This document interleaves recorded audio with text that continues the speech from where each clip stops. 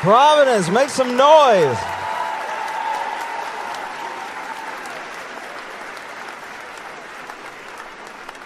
I don't know if y'all saw, but 23andMe's going bankrupt, and I imagine Providence has some stake in what happens with all that data, because it was y'all that were looking it up and like, no, I just wonder, you know what I mean? Like sometimes, I don't know, there's just some days where I feel like a little Scandinavian, and no, it's just fun to find out. It's like, just how German am I?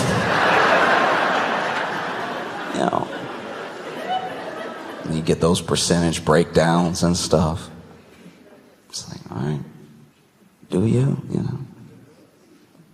I don't know. I wonder. I truly wonder. I knew they had some black people in the commercials, but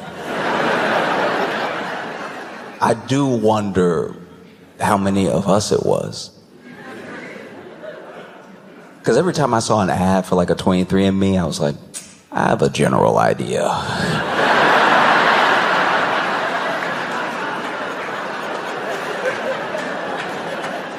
Nah, I don't need to be sad today.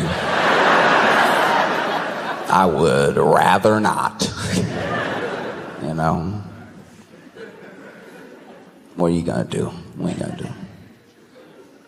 And send me a back. Send me a PDF that says, slavery.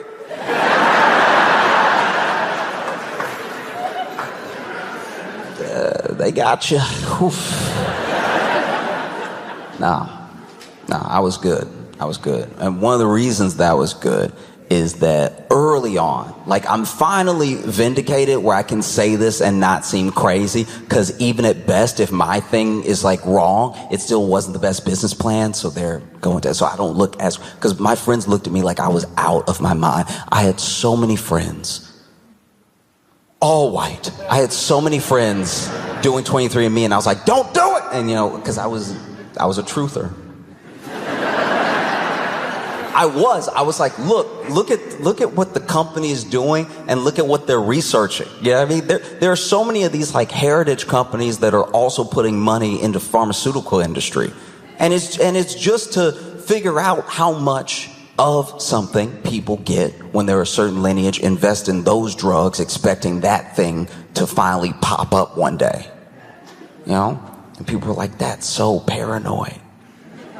And I was like, yeah, paranoid is...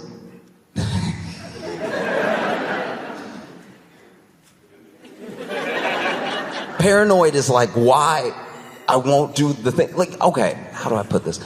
Paranoid to me is if you're right and you're paranoid, you're like spot on. If you're paranoid and you happen to be wrong, you do start to be crazy. Like, that is what a crazy person, like now I'm crazy. If I was wrong and they were just a blossoming company and they were only helping the world, I'd be that one dude on the corner, don't take it. You know what I mean? That would be me.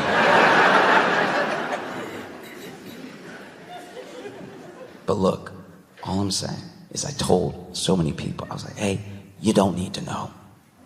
You made it through. Because then I had some friends where I was like, you don't even need to know because I can tell you. How about that? I'll do you that favor. You don't need 23andMe. I'll do it for you. I have a friend who, okay, these two friends, they're the sweetest, but they make marriage such a curiosity to me, because I don't get, okay, she had kind of given him this ultimatum, right? Like, really, go ahead and like, we're either doing it or we're not, you're either in this or you're out, right? And so then he went ahead and proposed, and they got married. They're still married. And I don't know, like, as a bystander, his friend, closer to him than her, I don't know why she would do that to herself, right? Because I went out to dinner with them one time, third wheeling it. It's okay because they're married. It's not awkward. I'm just chilling with my buddies, right? My buddy and his wife, who I'm now friends with as well, and the server comes over and we're ordering, and then the server asked if there were any food allergies. I said no, and he turns to her and goes, "Do I?"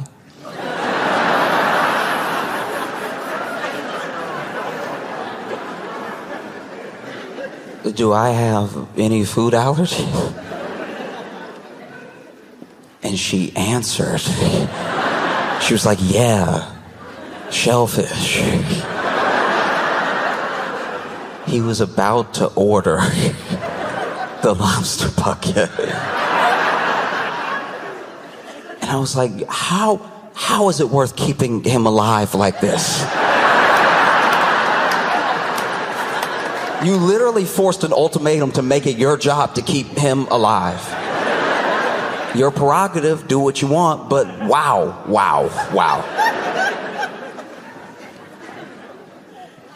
You ever been driving and then you see like an animal on the side of the road and you're like, oh, we have to do something, someone might hit that animal, and so then you stop the car and you catch it and you put it in the back seat and you take it to like a local shelter or something, and they're like, hey, so sorry, we're really overrun. So then you take it home and it sort of becomes your dog over time, and you love it and you take care of it and you keep it alive. And that is exactly what she did with my friend. With my friend, she saw this dude who, if left to his own devices, would eat all the shellfish, not fully hitch himself, fully just get a puffed out head. And she was like, no, I need to not only stop that from happening, I need to make him my entire responsibility. And so when she was like, yeah, shellfish, and he was like, oh, right.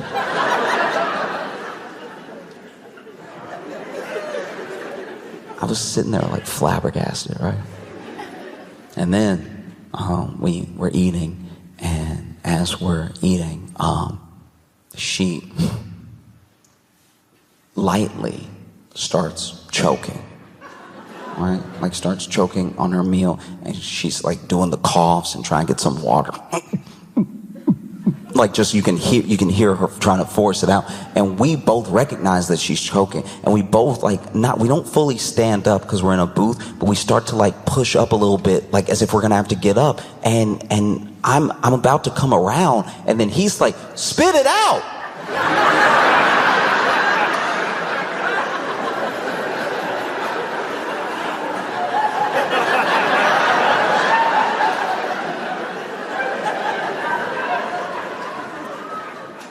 Sir, what do you think her plan is?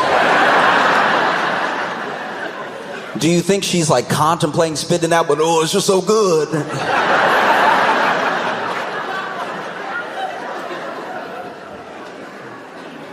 I bring up this entire thing because he did a 23andMe. And I was like, bro, I can tell you right now, all right? You're half jackass. You're a quarter dumbass. And you're another quarter ass. He has a very big butt. He is thick.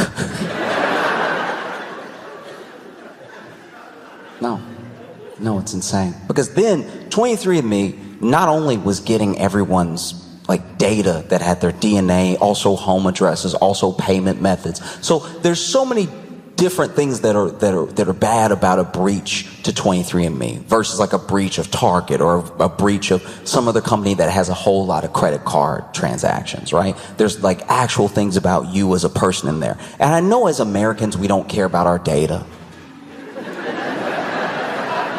We don't. Our data, man, look, we gotta start respecting ourselves.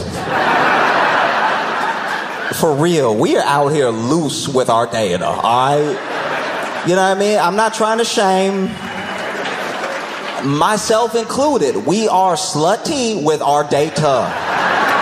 Letting anybody get it. Anybody can get it. Anybody that feels like typing can get some of it. Not careful anything. We could have VPNs. We could have so much stuff. And nah. Let's be a little loose. There was already a data breach of 23andMe, and that freaked investors out. It freaked people out. It's like, what do people want with like my DNA results, you know? And then that stuff was apparently sold on the dark web in bits. And it's like, that's terrifying, because I don't know what the dark web is. Everybody keep talking about the dark web, but whenever I go to Safari, it's just regular web. Everybody talking about the dark web. I don't know. I'm not even saying I want on. I just don't know how to get on, which scares me because I feel like I might accidentally get on one day. Do you know what I'm talking about? You know how you could go somewhere? Like, to me, the dark web feels a lot like gang territory. When I was growing up, if you go on a long enough walk, you end up somewhere you're not supposed to be. But you're like, these the same feet that take me home took me here, so I wasn't trying to do anything. But that doesn't matter. Once you're in the territory, it's like, why are you wearing that color? So then imagine, I'm just on the regular internet. I go to Safari, Firefox, any of it, and I type in the website. I get it one letter wrong. All of a sudden, my screen black and the letters green. I'm sitting here trying to get out the matrix as fast as I can. And police quick with it now. They kick open the door like, why you on the dark web? It's like, no, it was my thumb. I didn't want this at all. So yeah, apparently a bunch of our data, a bunch of our like DNA results are already on the dark web, which is insane. And then you have 23andMe, to their credit. This is why business is scary in the U.S., right? We get mad at companies for creating a product. And they used to create a product. Our parents and our grandparents know about this. They used to create a product and they put together the pieces. They had the best pieces to make the best product. And so if it ever broke down and you understood how the product was made, you could buy one of those pieces and fix that product, right? It's why our grandparents had like TVs from the 60s. Because you could just go in there, you could open it up and be like, okay. And now purposefully, whether it's for IP, there are places that will sue you. There are like certain phone companies that will straight up sue you if you fix people's phones for a business. Then some of those same companies will make it so everything is one use. So if it breaks, you have to buy another one, because that's how they keep the revenue coming in, right? They don't want you to be self-sufficient and actually know how to fix this thing, because then you might do it. They'd make less money. Right? So they make a worse and worse product and they charge more and more for it. And if everybody does it, it becomes the new norm. And so now you don't expect anything to last for 4 or 5 years. And that used to be short term. You used to get things that last you for 10 years. My boy's granddaddy had a laptop. It might be the first laptop. It's honestly so old we can't even tell what the brand icon is, because that wiped away a long time ago. This computer looks like it was made in the movie Dune, like it's futuristic and old at the same time. And you turn it on and the on button is hard. It's extra hard. You gotta press it with some girth. You gotta really lean on that on button if you want to turn it on. If you just press it, the computer's like, you don't want it bad enough. You got to put your thumb almost in that button, and then you hear not even a click. You hear every key is clickety clacking and hard as hell. And then when you turn it on, it does cough. Turn it on, it makes all those like fake internet sounds. You can hear the fan inside of it fighting for its life. The fan inside, it's because now all the blades of the fans and everything have like an almost silent motion to them. Sometimes you can just hear them if they're really working overtime. I had like this Lenovo laptop in college. It was one of the last laptops where it looked like, if you look closely enough, you could see at least one of the fan blades moving, right? The fan in this laptop, first of all, I think it's missing a tooth.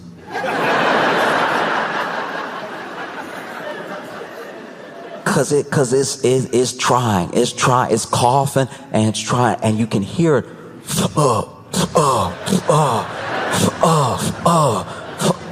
His computer moans. I forgot to mention that.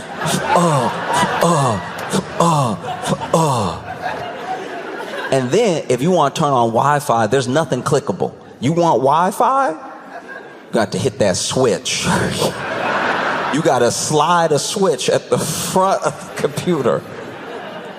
And then you get a little stick with the little edges on the side. Beep, beep, beep, beep, beep, beep, beep, beep, beep, you know. This laptop got everything but an antenna. And his granddad knew computers, or at least he knew computers well enough back when computers first came out, like first computer, just little 0, little 1. He had it on lock.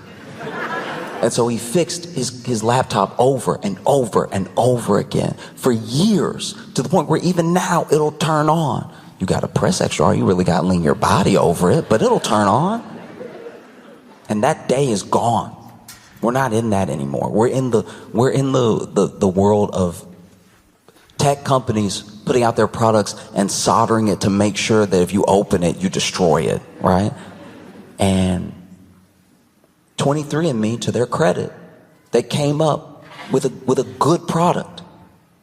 They came up with a very good product. The problem was you only needed it once. And so that was pretty much their undoing. Some people are going to say it was marketing. Some people are going to say it was general business plan. No, the thing that 23andMe did that was wrong in today's America was making a good product. People only needed it once, and then they could forget about it. And they tried the subscription thing. They tried it. And people, even my white friends, were like, no, I got it.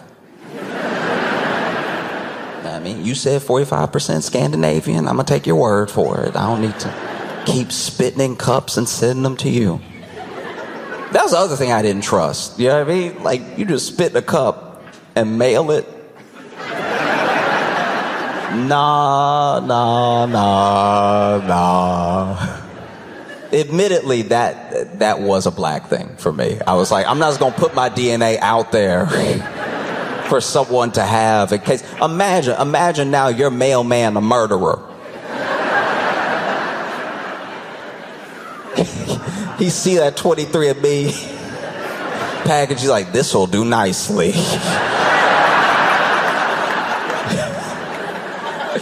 Now the mailman kills somebody on his normal schedule. He open up your 23andMe and then dump out your little sample. See, they did it, right? And you can tell they did because they kissed him on the forehead right after. No. And so they made a very good product. Well, some would say an incredible product. There's connection. There's connection in knowing where you come from, especially if you're deeply in search for it. Finding those answers can be really special. Not special enough for me to spit in the cup and then mail it, because nah, you're not gonna get me, right? But one day, in some way, maybe, it'd be beautiful to figure out exactly where you come from, trace your entire lineage and everything like that. But a good portion of our life is genetics, but another portion is of where you come from are the people around you. The people that raise you are where you come from. Your environment is where you come from. Your culture, your community are where you come from. You know, if you have a good handle on those things, you know yourself.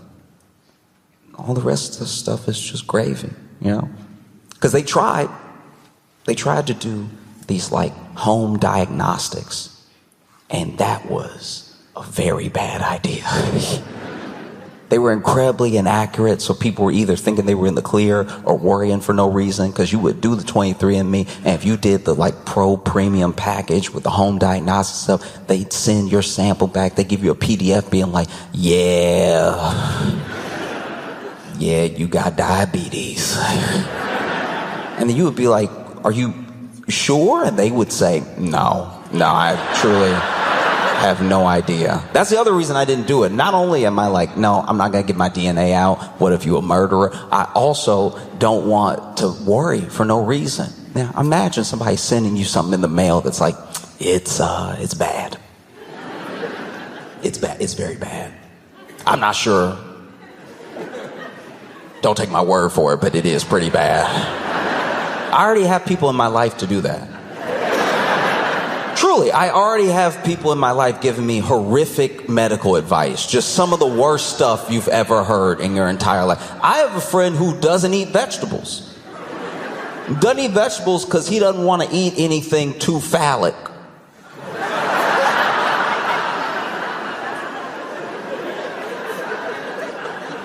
I was like, well, explain your logic to me. And he was like, no, just dog. Like, why? You want me to eat a cucumber? Try to bite a cucumber right now. It's all in your face, all hard and stuff. Not me. Not me. A carrot? No.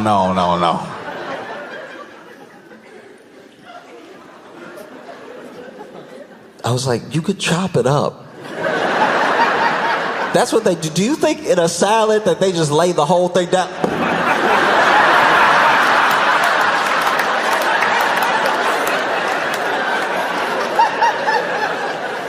What are you talking about? Chop it up and eat your vegetable. He's like, no. You want me to hold? First of all, you want me to hold it and chop? You want me to hold? You want me to?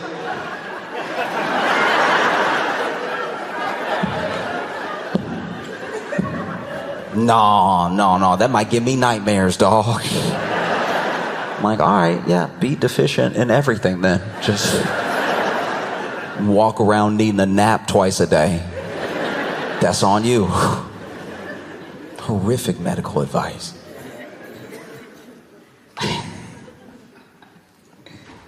The type of medical advice that makes you go, oh, okay. I didn't think there'd be anything worse than WebMD, but I found you.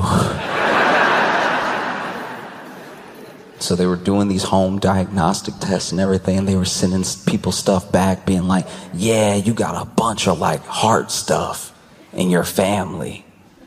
And then they would act accordingly. They'd go to their doctor, they'd run a bunch of tests. And if they were lucky, that was like incorrect, you know? Or sometimes they would miss whole things, you know? They'd be like, nah, you good. You good. In fact, your blood pressure low. You might want to get something salty right now. No, hit that pork chop right quick. You have the pork chop, all of a sudden you dizzy. Why is my whole left side hurt? And so now that they're going bankrupt, there are people that are looking to buy it. And some of those people are like potentially insurers, which is terrifying. Is everything that I told people not to do when they were on the up and up. I'm like, hey, so now an insurance company is gonna buy your DNA and then not let you do any claims because they're like, no, we know you sick, dog. We saw the 23andMe. You know, because if you do a 23andMe of a corporation, they are 100% devil. Also somehow 100% efficient. No, it sucks.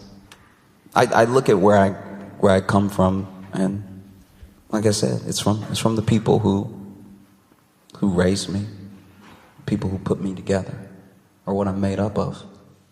Like, there are people in my life that I was very fortunate to meet young who were much older, so they had a lot of wisdom to pass down. I remember there was this woman who would she'd just drop gems on me every now and again, out of nowhere, right? One time she said to me, she was like, you know, be very careful when you're picking a partner. Be very careful who you have a child with, because you're not making a baby, you're making a soul. And that's forever. She also once told me, don't ever trust somebody named after fruit.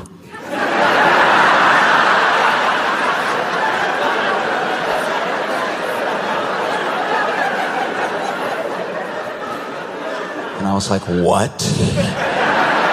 And she was like, seriously, if somebody comes in your life named Clementine, she a hoe, all right?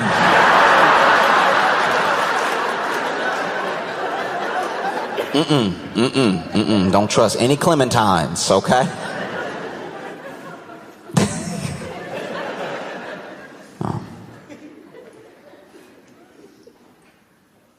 out of nowhere one time she told me.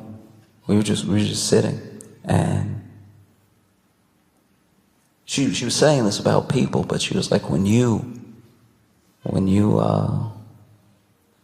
finally see yourself the way that the people that love you see you, what a wonderful world that'll be. That's all the world's missing.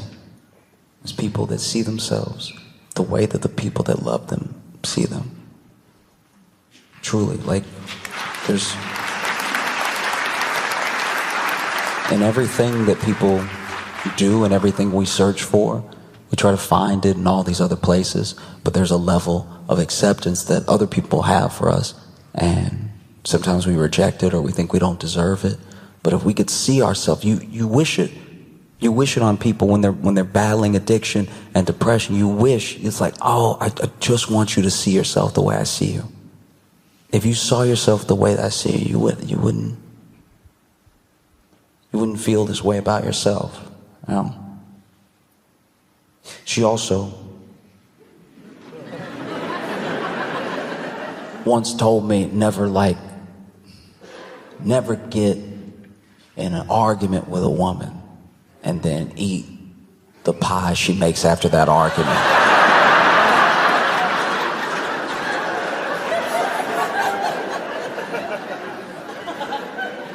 That's a pie full of glass.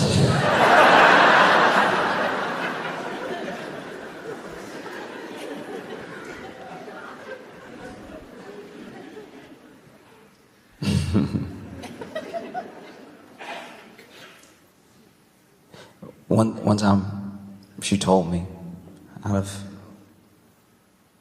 don't even know where it came from, but she said that sometimes when people are searching for love, that all they really need is to find someone who reminds them of their best day. Find someone who feels like their best day. You're gonna argue, you're gonna not be able to stay each other sometimes, but you can find somebody that feels like your best day.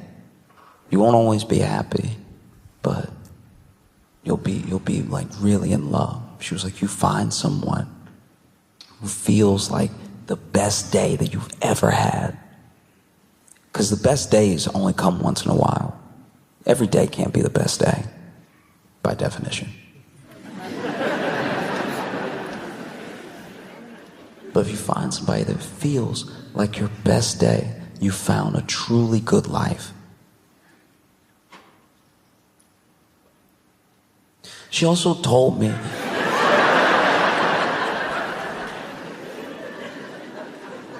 that one time she got in an argument with her ex-husband,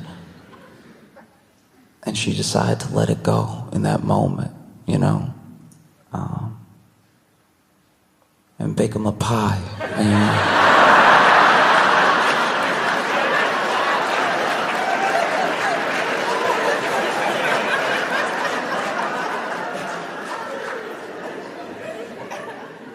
she was like, wasn't my best day.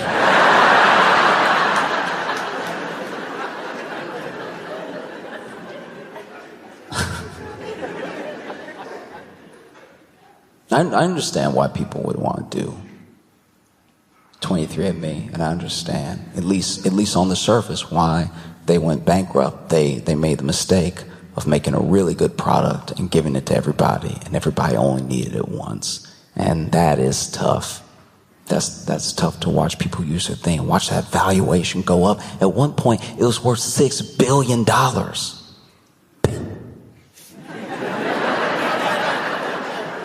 Billion. $6 billion. That's crazy. And then, you know, they started dropping off left and right.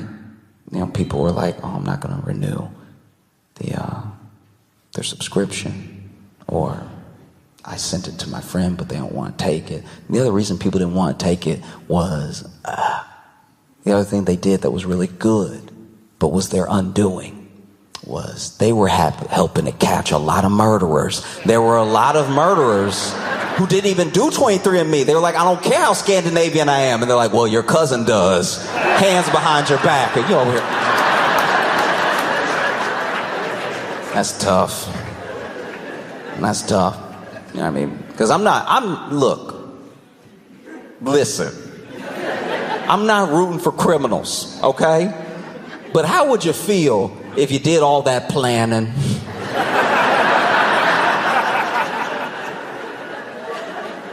Do you know what I mean? You do all that planning, you rob a bank, you make it out scot-free. They're gonna make a movie about this one day and not know how to end it. You made it off scot-free, didn't kill anybody, very low charges if they catch you, just brandishing a weapon. Get on the ground, you know, you took all the money and stuff like that, haven't even spent it yet. And then one day, it's very quiet. It's so quiet that you're like, damn, it's quiet in here. And maybe you live in an apartment building. You're like, usually I hear somebody arguing with their spouse, hear some kids maybe. Hear some loud music, some teenagers around here. You don't hear anything. And then out of nowhere, they bust open your door. They've cleared out all the neighbors, like, get on the ground. And you're like, what? How? How is this possible? You don't even have the money on. You planned it so well, the money's buried in another state. How? Oh, well, when you were robbing the bank, you cut your finger and it bled a little. And a brother you don't know you have spit in a cup in Providence, Rhode Island. And honestly, we wouldn't have found you if it wasn't for that. Like, we were like, all the markers aren't matching and we can't seem to connect the dots. And then your cousin spit in that cup. Turns out, you're pretty Scandinavian. You are very Scandinavian. Pick you up off the floor. Oh, thanks. Had no idea. Carting you off. Who knows? Maybe 23andMe's data, your data, will end up in good hands. Yeah, if you feel that way, you should delete it off the website right now. We are so loose with our data.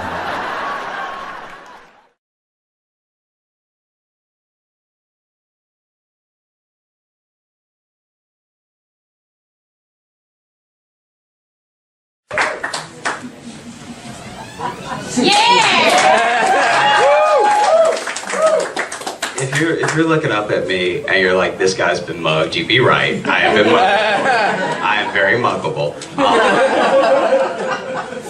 And here's the thing. I don't know if other guys in the room do this. Guys, when you see a dude walking towards you on the street that looks threatening, do you think in your head how you're gonna have to take him? You know? Because that's what I do, okay? And the way I can fight in my head is astounding, all right? And the way I fight in real life, not so much, all right? So I saw a guy coming towards me, he looked threatening, and he looked like he was coming right to me, so in my head I was like, ugh, looks like we're gonna have to Jason Bourne this. I'm gonna jump in the air, do 3 flips, don't want to do 3, but we need to do what needs to be done, all right? Bring my knee down on his head, crack his skull, punch him in the face till he's incapacitated. That was my plan, all right? This guy's plan was, I'm gonna punch this guy in the face and take his wallet. We met up and he had a much better plan than I did. His plan was on fire, execution, everything, all right? Something that you guys don't know about me, if you punch me hard enough in the face, I pee.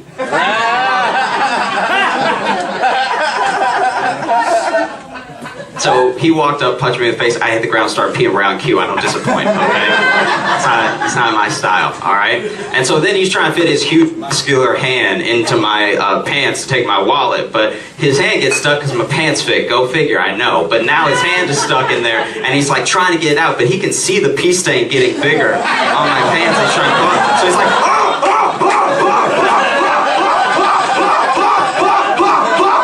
he's literally off the ground at this point. I don't weigh much. I'm 125.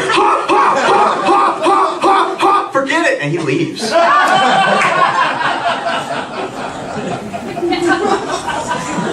Guys, who needs karate? Am I right?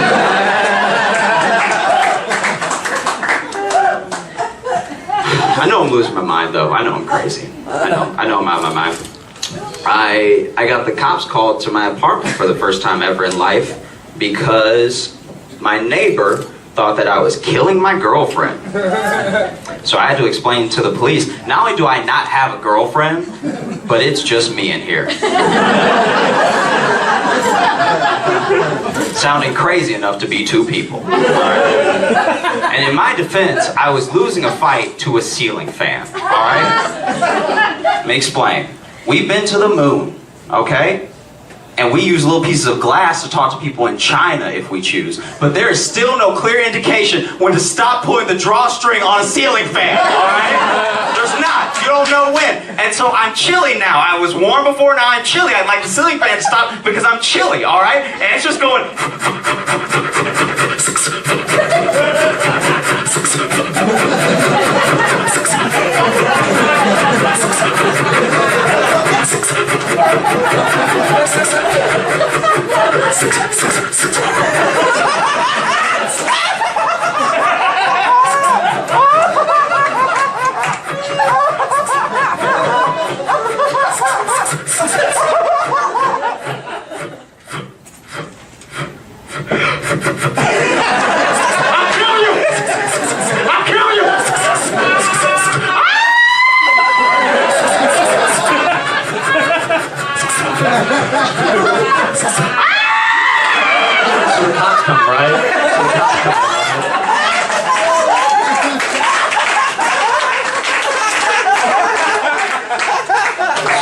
So the cops come, and they don't arrest me, but they feel real sorry for me. Because if you're yelling at an appliance, I'll kill you. You know why you're single. I am excited, genuinely excited to my core, happy for all of my white friends because it's coming. It's coming. Like it's almost... Your New Year is almost here. Like pumpkin season is about to start. And yo, I've never seen white joy. Like y'all love autumn so much.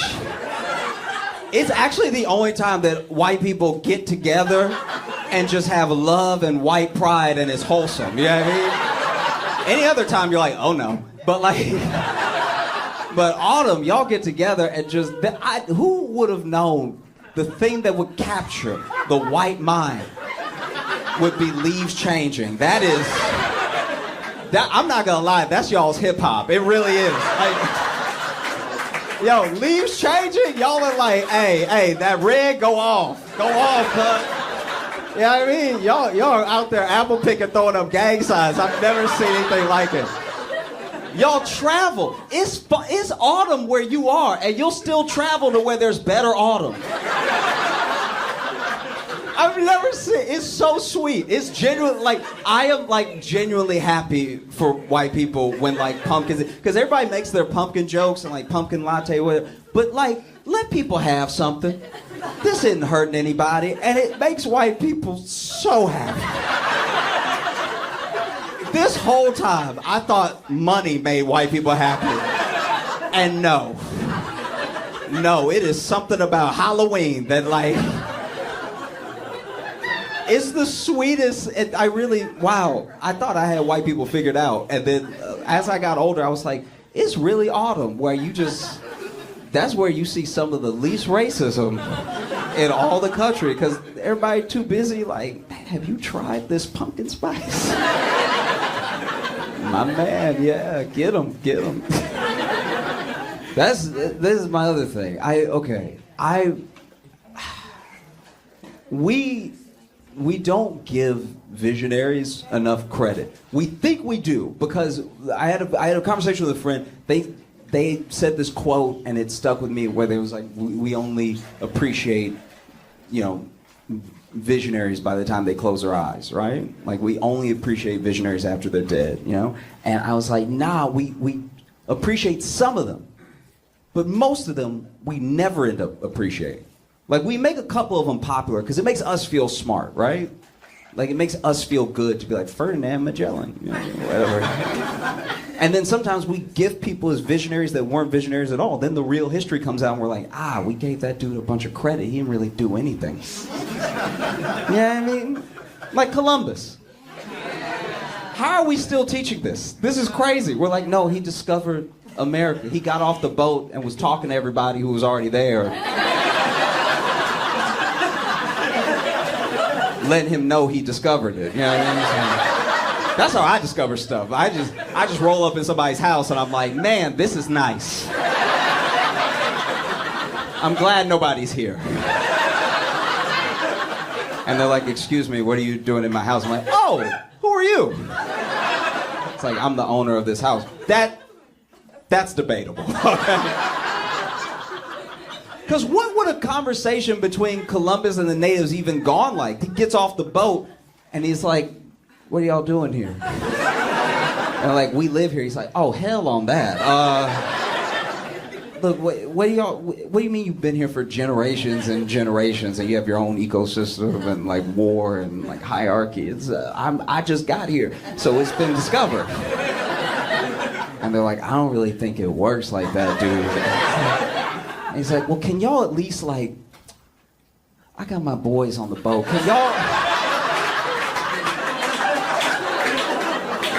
Can y'all at least just go in the woods? So when they get off the boat, it look like nobody here. Like they honestly came so far. They'll be really bummed out if they see you. It's gonna ruin everybody's day. Can you please just go in the? And they're like, no, we're not gonna do that. He's like, I get it. I guess we'll just kill everyone. I know the true part is the saddest part. I know. But it makes me wonder. It's like when you look at visionaries, there are people that we hold up as true beacons, right? That maybe they did some stuff, maybe they didn't, you know? Like I think about with math. We talk about Pythagoras, you learn about him in school and it makes us feel smart. Like, oh, Pythagoras with the triangles, and don't I know so much? And it's like, no, let's talk about real math. Who made real math? Who made math? We don't know. Who made real math? Somebody had to sit there and be like, this shit is 2.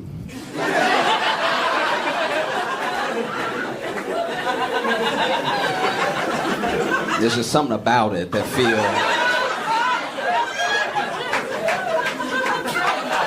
Yeah, I mean, something about it feel 2. You know what I'm saying? Like, you see it and it's like, I don't know, it's not... And then they were probably talking to a person. The person was like, what?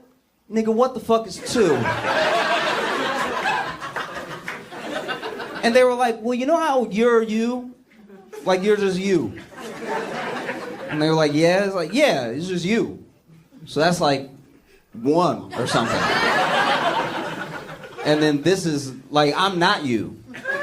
I'm not you at all. I'm like me. So I'm also like a 1, I guess. But then us talking, that's like, that can't still be 1, right?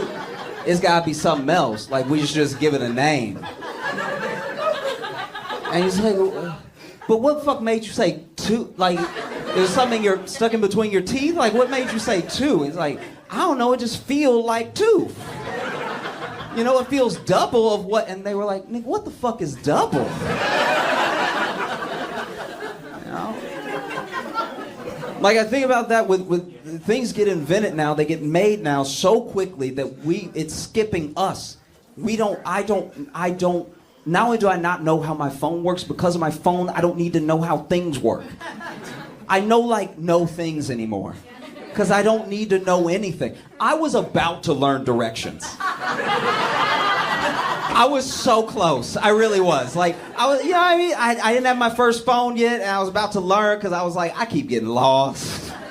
I never make it home on time, and I don't have a car, so I'm just always on foot, which thank God, because if you drive in the wrong direction, you're never going to make it home. So I was like, I'm going to learn directions. Like, sooner or later, you need to know what west is. I had no idea what west was. Some people would say, go west. I was like, left or right? Don't hit me with all of this 4 stuff. You know what I mean? And then I got a phone, and on the phone was a compass. So now, I got Google Maps and a compass. I'll never be lost again. I'm good. You know, but it got me wondering, like, who made the compass? Like, we don't make it famous who made the compass. But, like, I'm sure there's an answer somewhere, but we don't talk about who made the compass, because that was also probably like a two-type conversation. Somebody made a compass, and they were like, yeah, this will get you home. And they were like, what do you... It's just pointing, it's moving. It's just pointing random. How is that? That's confusing as hell. Is home this way or this way? Keep moving. Why is it moving if it's gonna help me get home? Is it magic? Are you a witch? Are you a witch? Because that's the other thing too. Up until a certain point, you really couldn't be smart without being accused of being a witch. We killed all the smart people. We wonder why people in the medieval times didn't have it better. It's because they murdered anyone with a good idea. If somebody was like, maybe we should wash our hands, it's like, that's a witch. That's a... Oh, get him quick. Get him, all right? And definitely, if you were a smart woman, you were gone. It was just fact. And so they gave him a compass, and he's like, what is it supposed to do? And it's like, it'll get you home. It knows where north is. How does it know? Well, it doesn't know. It uses magnetism. What the fuck is magnetism? It's like, just trust me. It'll point north. You'll be able to get home that way. Just please, just trust me. You'll get home if you just follow it. Because that's the other problem, is that if you invent something, if you're a visionary, you have to make things for people who not only weren't able to make the thing, they might not understand the thing. When Ford was selling cars, right? He used to sell cars like door-to-door style, which had to be a motherfucker. Because then it's like you drove out here to sell the car, right? Even if you make the sale, now you like, bro, can I get a ride? But that's what would happen. Ford would make the sale, right? And the way that he would make the sale is he would teach people to drive. And when they saw how quickly they were getting places, how easy driving was, they bought the car, you know? Especially if he was going to like a wealthy or even like mid-level class farmer's house or something. Because they needed cars the most. You used to have to just... I don't know. Anyway, and that much walking is just beyond me. Anyway, so he would sell the car, and he noted it's like in his autobiography, not his autobiography, his biography and stuff, about how people were so unequipped for this new idea so deeply that when they were driving the car, instead of hitting the brake, because they didn't understand what brakes were yet, instead of hitting the brake, they would yell, whoa, in the car, because they were only used to being on horses, right? Which must have been crazy, because imagine you in a like 1920s car, so already not a safe vehicle by the seatbelts hadn't been invented yet, and the motherfucker is speeding going, whoa! Whoa! You're like, actually, you need to step over there. You need to step.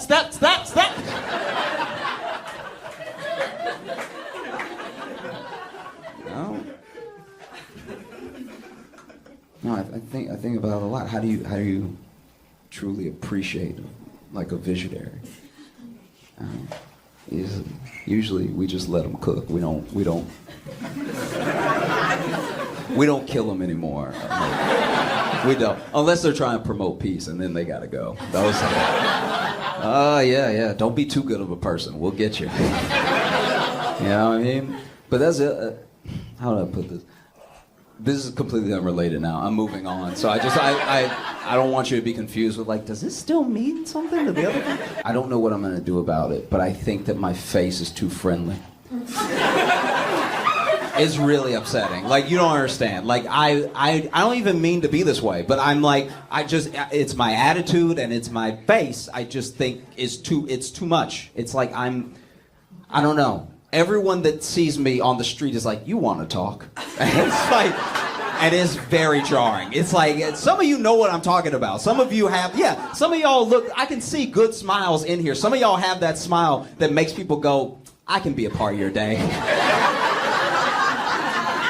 And it's the last dude that just saw me, and I just walk around with a sort of half smile because when I read about it when I was like in my early 20s, I was like reading this book and it talked about how you should walk around with a half smile, so anytime someone needs a smile, you're halfway there, right? And so then I was like, yeah, and so I adopted it as a person, and so I'm walking around with this half smile. But if you half smile at crazy motherfuckers in New York, that is an invitation.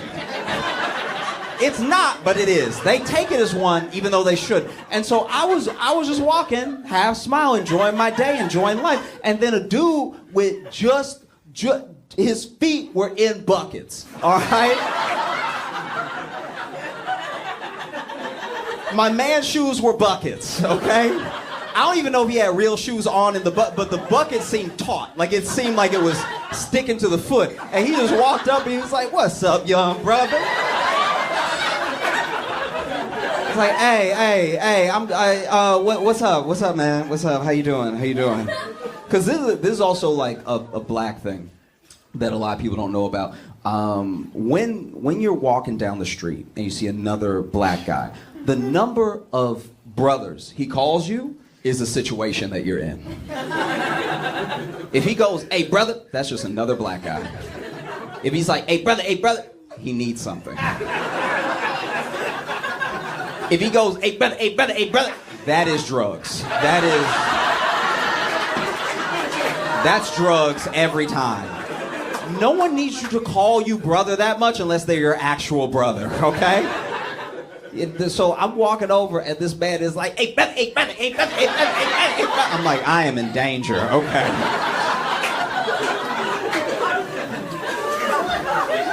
This is a lot, and I don't know if y'all like. I'm being real for a second. I don't know if y'all have ever felt this, but have you ever had somebody try to rob you before? Yeah. Yeah. Okay. Did you feel it before they did anything? Were you like, oh, okay, he on some bullshit? Like this, you know what I mean? Okay.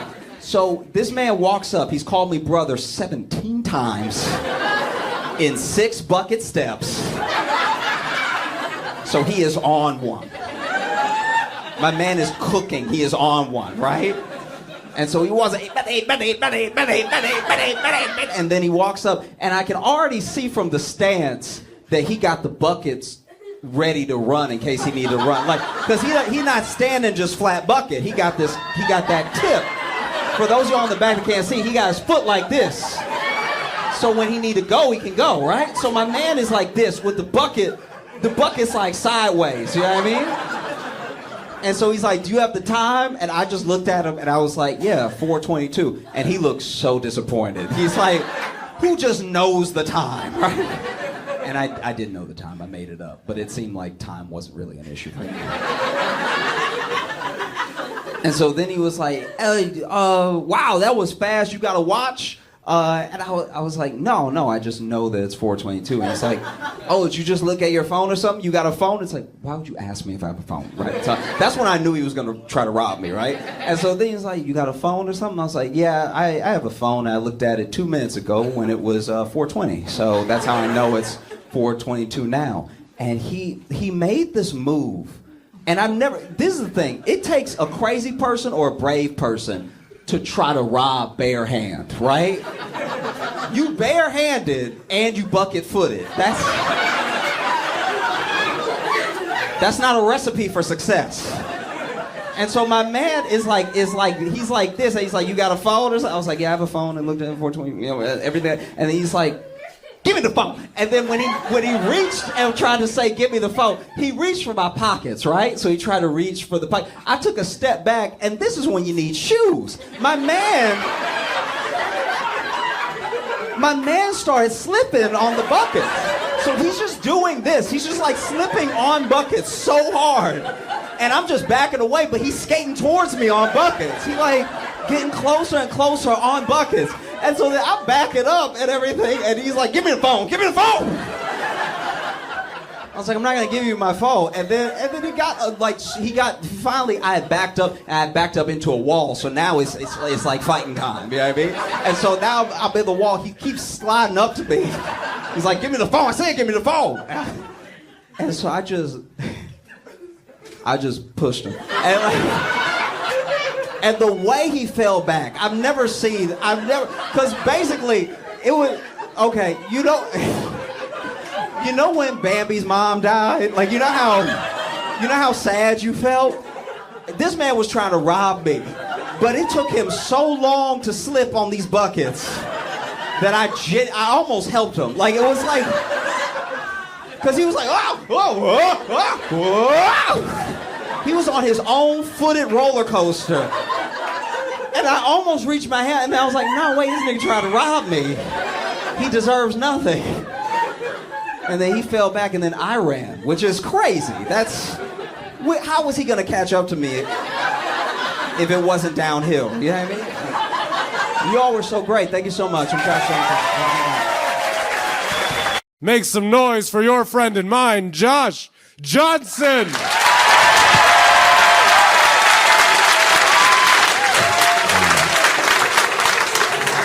I don't know if y'all heard, by the way, but the Olympic Committee has decided to lift the intimacy ban in the Olympic Village, right? Yeah. Now, in case you didn't know, whenever people go to participate in the Olympics, right, especially for the Summer Olympics, they all stay in one big Olympic village together, and while they're there, they smash, all right? These are the best athletes in the world. In the peak of their physical prime, they're going to get it on, right? But Olympics is every 4 years, so 2024 Olympics means that last Olympics was that time we do not speak of, right? And in that time, they tried to have some semblance of the Olympics, and so they told the athletes, they were like, listen, something going around. The last thing we need is y'all making something new. So just come here, compete, go home, all right? But then you fast forward to present, 2024 Summer Olympics are in Paris, City of Love. Not only have they lifted the intimacy ban, they've committed to having 300,000 condoms in the Olympic Village. That's ambitious. 300,000 condoms. There's only 10,000 athletes. 300,000 condoms. Half the athletes are men. They expect 5,000 men to go through 300,000 condoms in the span of like 2 weeks. I am not an Olympic athlete. But on the night of my life, I went through 2. There is no way. That is too many condoms. That is too much pressure to put on these young men. It really is. They are already flying from around the world to win glory for their country. Now they gotta worry about putting a dent in their pile. That's not fair. It's too many condoms because you acting like all the athletes are gonna smash equally. They won't. Because you can be honest, when you think about the Summer Olympics, you think about the track stars, the swimmers, the gymnasts, the sexy athletes. Nobody's thinking about the equestrians. No one's like, he just ride that horse so good.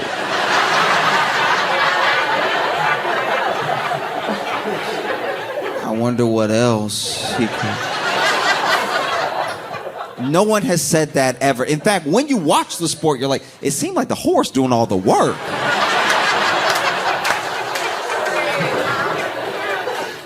Oh. Like, it wouldn't be a problem if it was like maybe the Winter Olympics, you know?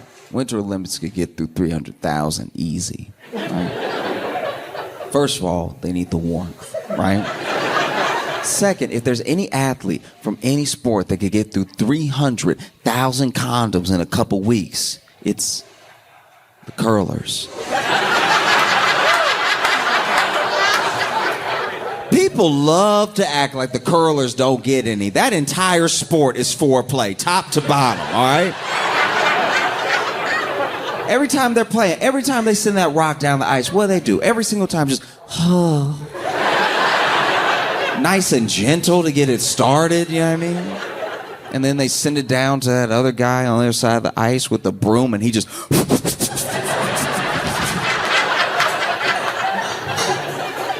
doing it just right so it hits a specific spot. Am I the only one watching the sport?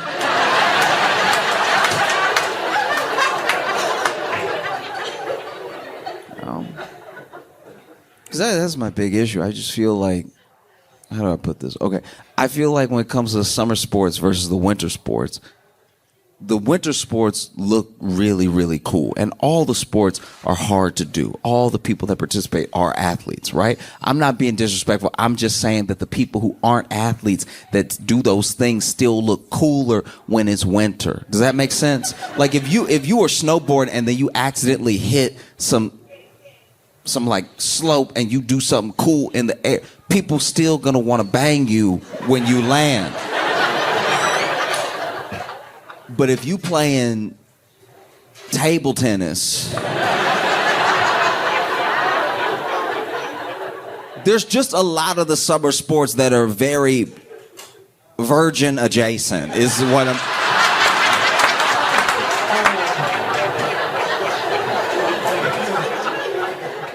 Do you know what I mean? Like the winter sports are like an event. Like even now, even in life, if you went on a trip and you're like, I'm going skiing, it's like, oh, you're going skiing. This is about to be dope, right? I'm not trying to be disrespectful. I do think that people who do like the shot put and stuff, those are very impressive athletes. But if you walked up to somebody in life and said, I throw, it doesn't hit the same. You know what I mean? Like, there's just activities that are very impressive when the athletes do them, but if you're not an athlete, it's not impressive. Even the javelin. You look at the javelin, when an Olympic athlete does it, when they walk up and they do that, and then they like, blah, blah, and then it just goes forever. Wow. When you see like a regular guy do it, I was in high school and I saw, okay, it was a kid. He was supposed to be the best one at this other school because I wasn't on the track team, but I was like adjacent to the team. Like if somebody got hurt, they would let me run. But they knew I wouldn't win, so it was just to appease me because I kept coming to all the meets and I kept dressing out like I was one of them. But they were like, "You slow, you can't be with us." But I was like, yeah, but sometimes y'all trip, and one of these days, it's gonna be my time to shine. And they were like, yeah, but the other kids will still be fast. And I was like, we'll worry about that bridge when we cross it, right? But anyway, there was a meet where this kid had a javelin, and this was a bad track meet to begin with because they had everybody doing everything at the same time, right? And so then they had some of the kids running to qualify at the same time as kids were throwing the shot put and stuff. Now, people weren't really that strong, so things weren't going that far, but there was this one kid that was very good, and then he threw the javelin, and then he threw the javelin, and then you just heard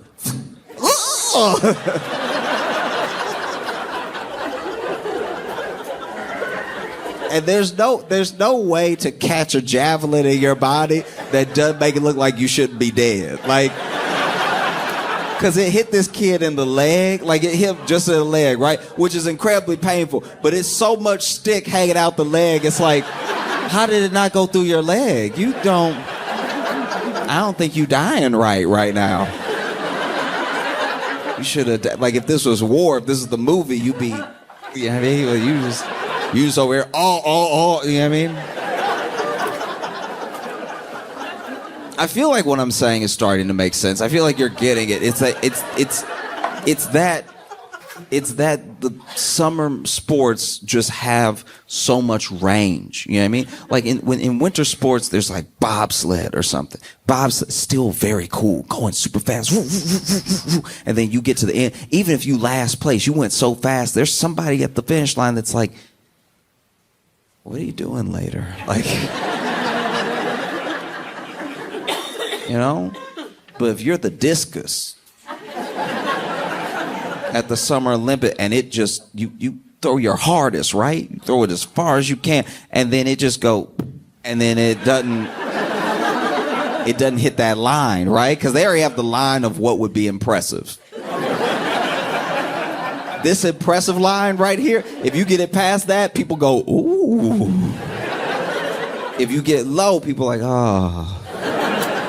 And then you threw it as hard as you could, and oh.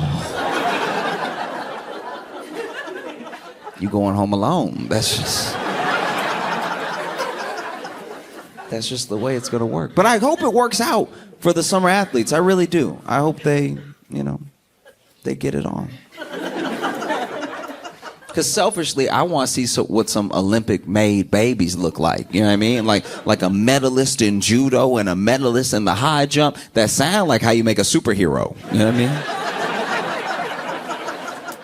Oh, I hope they smash to their heart's delight. I really do. I want to see any like mixing. Like gold can't get with bronze. All right? Like we might not be making a winner. All right? I think family is incredibly important, right? But it does suck. Like, here's the thing. I don't know how to describe this. And this is not a perfect, I haven't thought it all the way through. So I haven't actually thought of a solution. I really am just up here complaining, okay? But it does feel upsetting sometimes that when you marry, like I've watched a lot of my friends get married, right? And when you marry, you're in the family, but you just wanted them.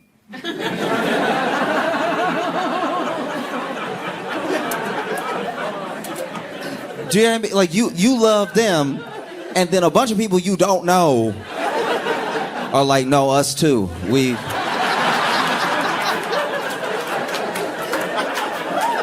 We all go together now. Inseparable. We're family. You know?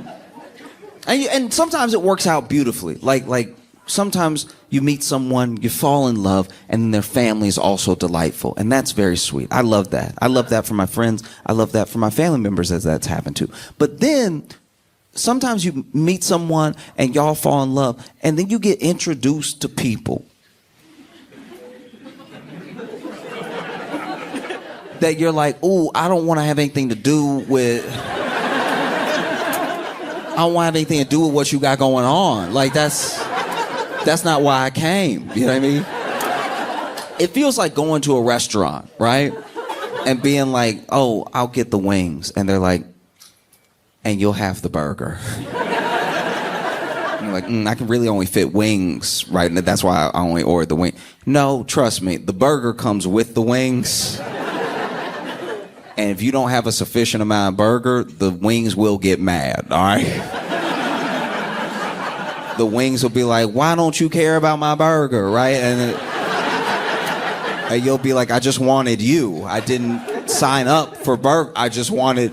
I don't even like beef like that. Like, I just wanted some chicken wings. And you're great. It's like, yeah, but the beef... And we were raised together. Like, we should... all find a way to get along. And you're like, this metaphor has run out.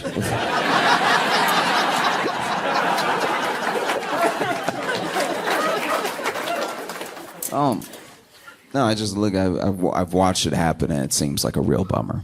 It seems like, because, you know, that your friends will tell you about it. They'll tell you about what's going on, and it'll be some in-law and something, and they're not getting along. And I'm like, man, that's because you can't even really yell at them good because they're not actually your family. Do you know what I mean? Like, at a certain amount of yell, like if it's your brother, your sister, you can let somebody have it. Y'all grew up together, and even if you were in separate households or whatever, you can still that's your bloodline. You can be like, you're an idiot, right?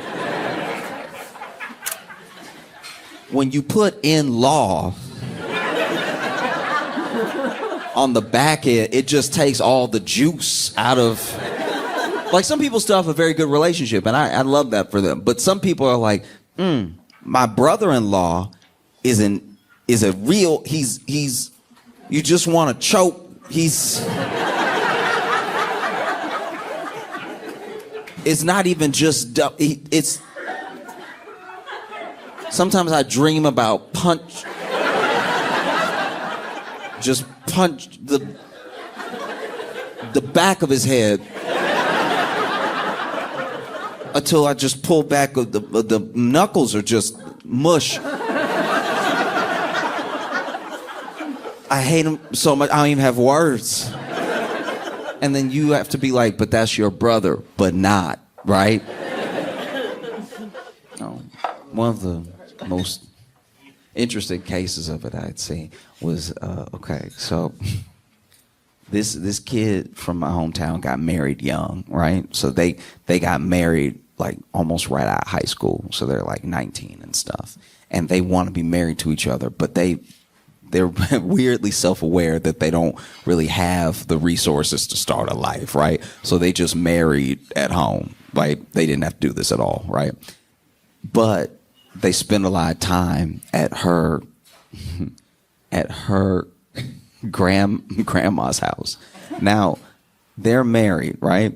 But then the grandma got remarried because the granddad had been gone for a while, and the grandma could still get it, right? So she was out getting it, right?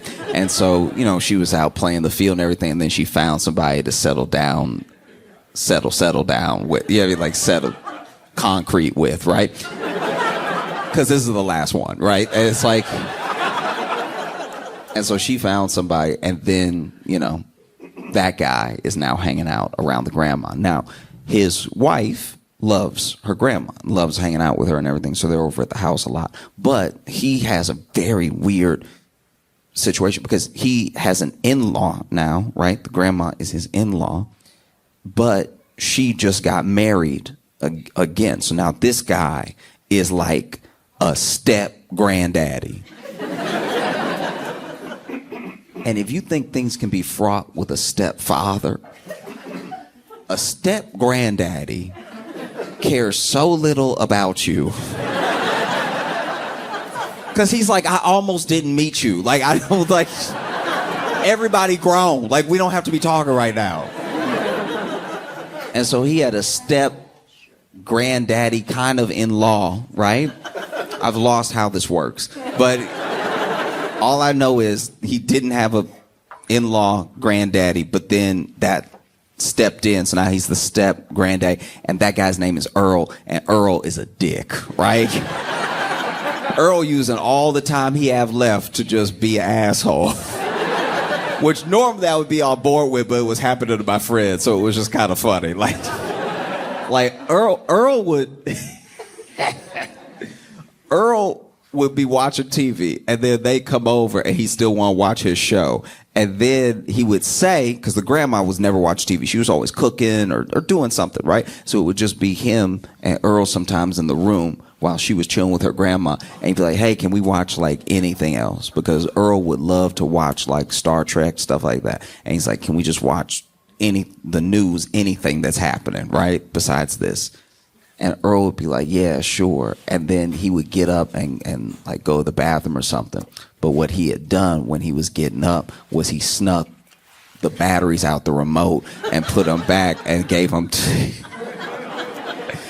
my friends. So now he just pressing, thinking that the TV not working. You could have said no.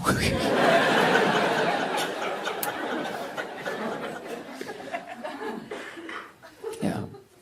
There's at a certain point you're like, man, why are you here? Why am I here? Why are we doing this? And Earl had he had this raspy voice. I say he's still alive. He had this super raspy voice where he'd be like, so y'all just gonna stay for dinner? Eating up all the food. Earl didn't even cook. Her grandma cooked. But he would still get he would watch my buddy eat and watch him eat. He got the same food on his plate, by the way. This is how you know Earl a true hater from the core. Because he eating the same... It's not like my friend has something delicious he can't have. He just hates that this dude also has cornbread. So he's like...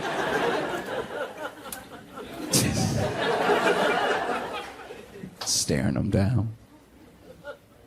Nastiest thing Earl ever did was Earl was like in a chair for a little while, right?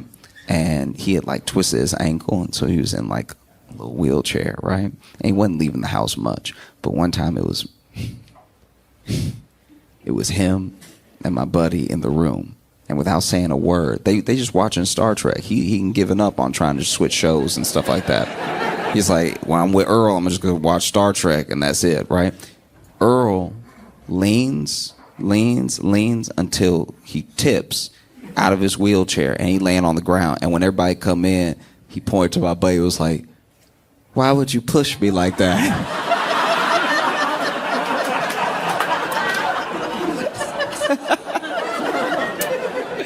Oh,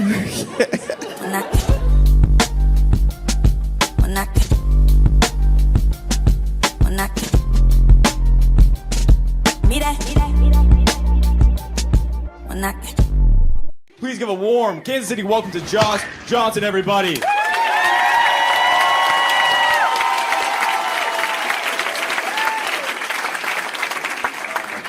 I've been reading a lot of history lately. I don't know why, but maybe it's because it's such a fraught time. Feels better to read history just to be reminded, like, oh, that was worse. You know? And you also get a real sense of yourself from reading about the past. You see the mistakes people made, so hopefully you don't make them and everything. And I was reading a lot about Juneteenth because Juneteenth is coming up, and admittedly, like, you know, I learned about Juneteenth pretty young, you know? And I can tell from the scattered clapter that a lot of you don't necessarily celebrate Juneteenth. I'll put you on game real quick. Here's the thing. I was reading about it because it's probably one of the most fascinating times in American history to me, because it was like the fulfillment of a promise in a way. America is a place for freedom, and it's a place for understanding yourself and building out an identity to be free with, right? And it's something that we were founded on, but something that took a long time to come to fruition, you know? And Juneteenth, by the way, is not a number that black people made up. That I understand it does kind of sound like that as well. Like, Juneteenth is a holiday, just so y'all know. Because sometimes, as black people, we do make up numbers. If you know a black person, especially in the South, you've probably heard them say 5011. And 5011 is, I want to be clear, not 5011. It's also not 5011s. It's just our way of saying too many. You know, you'll hear somebody be like, I told you 5011 times, take out that trash. And you know that a child is about to be whooped. You know? Or somebody will be like, he got 5011 baby mamas, and you'll be like, he is a slut.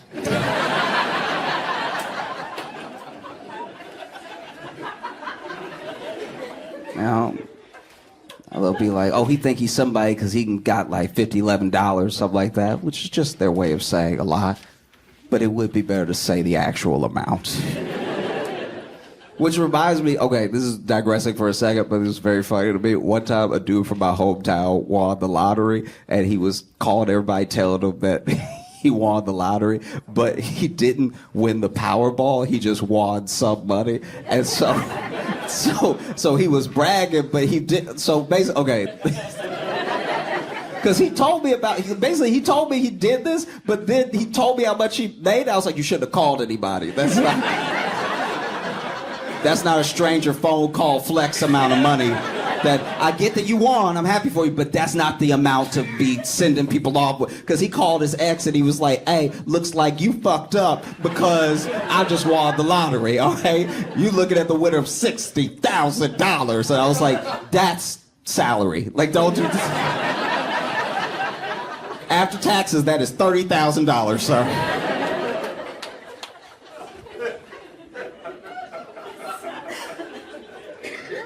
No, but, you know, Juneteenth.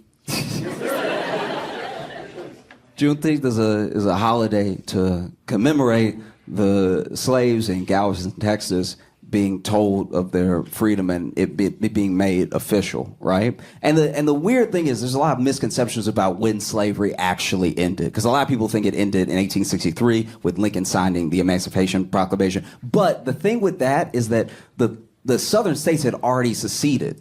So to sign the Emancipation Proclamation and then send it and be like, y'all have to let your slaves go, but this is now another technically country that you are at war with because they want to leave the Union. That would be like if Canada was like, America, y'all need to recycle more.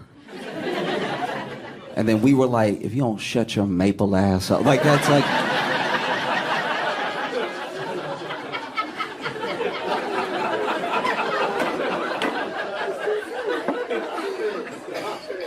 Because the South was at war with the North, this was to, hurt the southern states that had slavery. And one of the states was actually left off of the Emancipation Proclamation because they had already taken control of it. And it said nothing about any sort of slavery that was happening on the northern side. Like, the northern side isn't known for slavery, but there were people in the North who had slaves, right? And so then, 1864... I believe it was the Senate that passed it, and then the House passed it in 1865. And then they told everybody later. Really dragged their heels with that one. And this is the thing, is that if you really want to be technical with it, slavery wasn't actually abolished until the very end of 1865, like December 6th or something like that. It's just that Juneteenth, it's easy to barbecue in the summer. So we just take that one. But it is a fascinating time in America because it was America fulfilling a promise that it made to itself since its inception, and so many people fought it. That's what's so crazy. Like, America was about to be everything that was supposed to be, and then there were people that were, standing in the way. And the thing that is, like, the fight for freedom in America, for every person, right? Because every person, no matter who you are, your ancestors had to fight for some form of freedom to be here. Everyone from every ethnicity, everyone from every background, has had some sort of fight to get where they are now. Even the people who can trace their lineage back to the Mayflower, America still had to have a fight to be America. We started out as traitors to Britain, according to them. We were like, nah, we're going to do our own thing. We're not sending you anything else. We pay taxes to you. Y'all don't even come over here. We like coffee better anyway.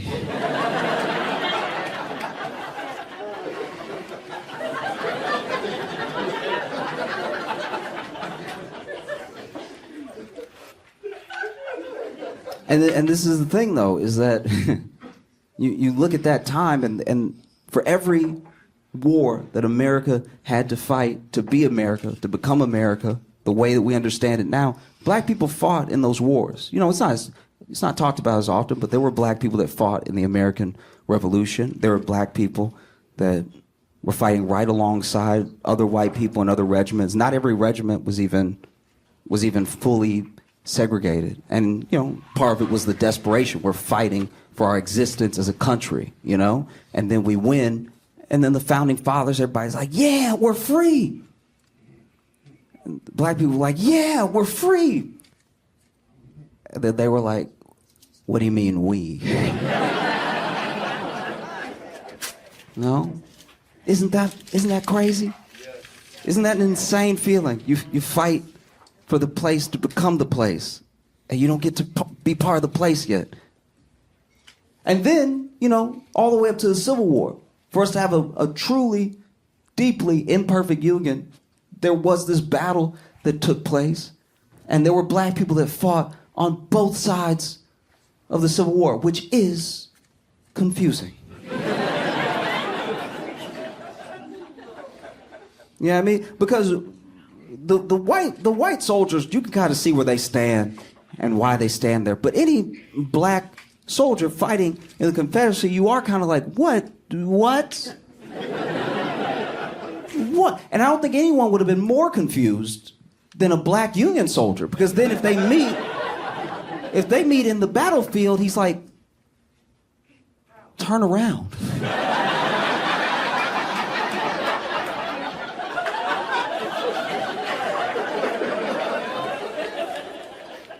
Now, it's important to understand that whether it was the American Revolution or whether it was the Civil War, on both sides, black people fought for promises. The same way that America made a promise to itself, it also made promises to every people of every nation that would come here, right? It's why people come from Ireland, from Italy, from all these places that immigrated, that came to Ellis Island. They came for that promise. And that was a promise that was also made to the black people that were already here. You'll be part of America, right? And so in some weird way, sometimes it was due to the threat of death, sometimes it was just to get off the plantation, sometimes it was with the promise of freedom. There were black people that fought in the Confederacy, you know? And I'm pretty sure they didn't try that hard.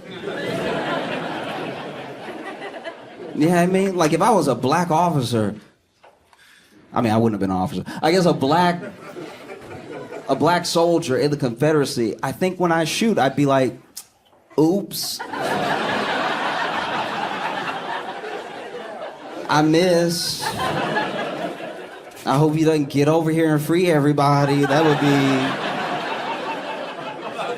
be terrible if they just ran up on us and started being like, you free, you free, you free. You know what I mean? Like, I would hate to get shot with freedom. You know what I mean?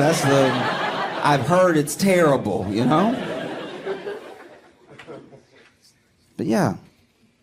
And then, you know, Juneteenth started out as just a holiday in Texas because it was about what happened in Texas. It spread to other states, you know, other states that ratified the 13th Amendment would then, you know, have more and more black people in those states wanting to celebrate Juneteenth. And once again, kept it Juneteenth, not because of when it was ratified in the state, because sometimes it was a different year, sometimes it was a different time of year, but June is good for barbecuing, right? But it was probably one of the most awkward times in America because all of a sudden this thing had happened.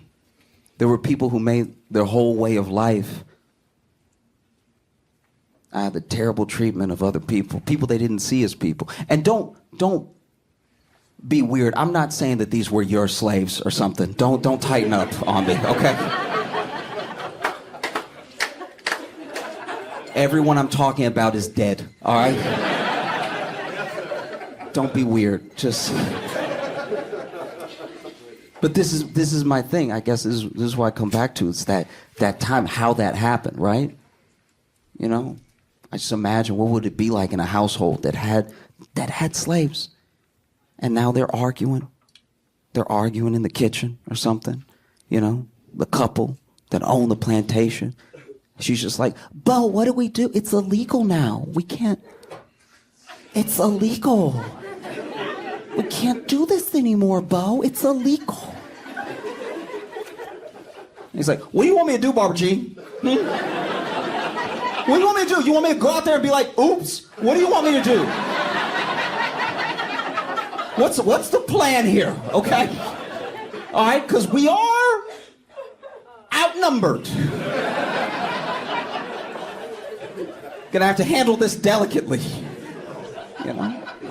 And you had to handle it delicately because for the entire time that you owned people, you know, how'd you treat them? How'd you treat these people? Because they are people. How'd you treat these people who can see you now, who can speak to you? What'd you do? You know? Did you commit some of the most heinous crimes of all time? Because at best, you never said please or thank you.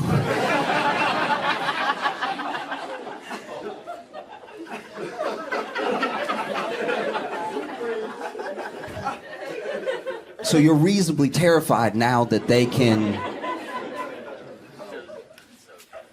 you know, so they're just arguing in the kitchen, I imagine, just like, what do you want me to do? What's this? And then somebody who worked in the house overheard the argument and was like, we're free?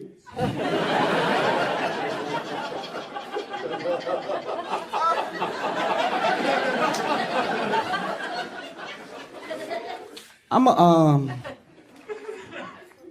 let this marinate on the stove. I'll be right back, I promise. I'll be right back. You know?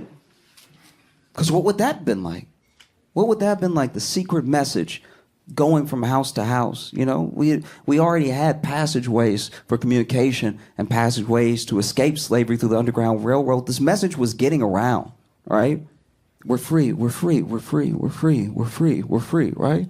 So now someone in the house comes outside to the field and they're like, hey, y'all, I don't know how to tell you. Okay, I didn't think what I was about to say before I just sort of said, hey, and then, okay. I didn't prepare a speech or anything. Look, I know that we don't all talk much. Because I'm in there, y'all out here. And I hear what y'all say about me. It's hurtful.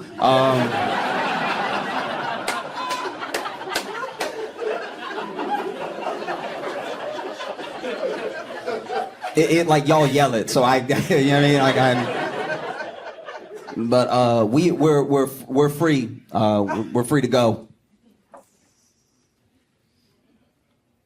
And then everybody was probably like, free to go where? You know what I mean? Because this is the thing about the 13th Amendment that is mind blowing. It abolished slavery, except in the case of the prison, right? And the practices that you could constitute as slavery continued way after slavery. There was sharecropping. There were all of these different little systems to keep slavery intact. It's why we have unpaid internships, you know?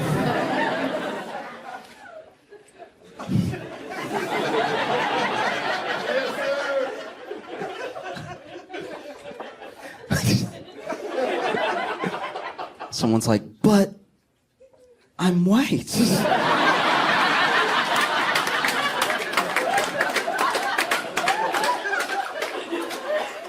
Yes, even you.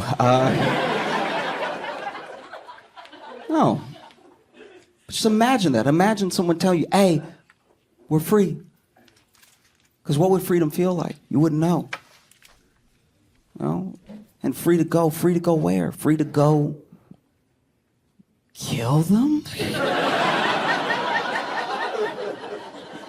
I'm just joking. That would be fair.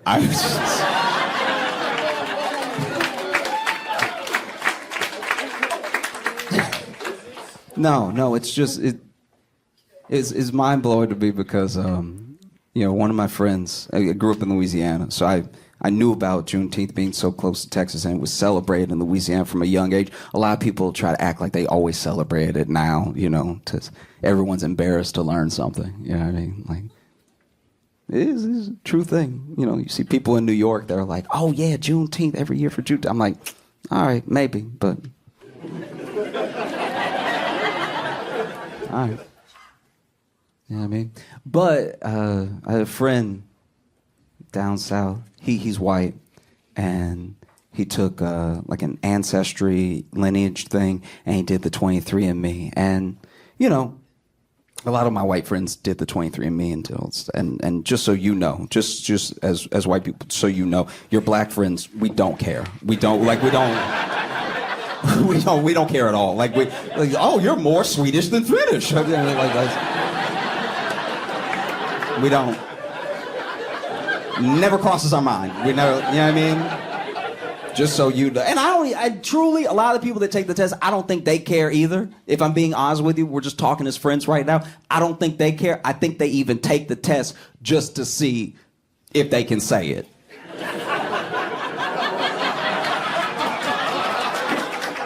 Do you know what I mean? Like, they take the test, because anytime one of your white friends is like, hey, I am actually 5% black. You're like, all right. Why are you? I don't know. I just wanted to know if I could sing the whole song now.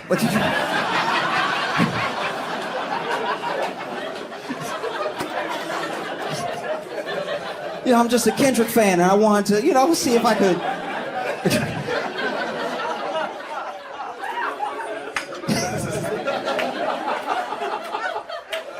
No, but he did the ancestry thing, and he did the DNA test, and he found through both that his family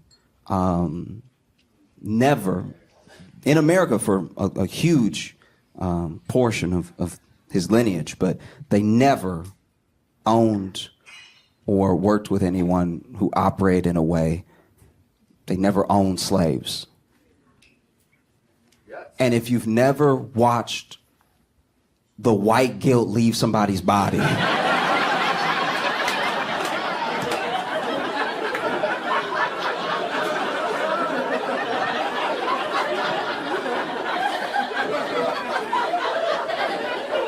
this man was floating.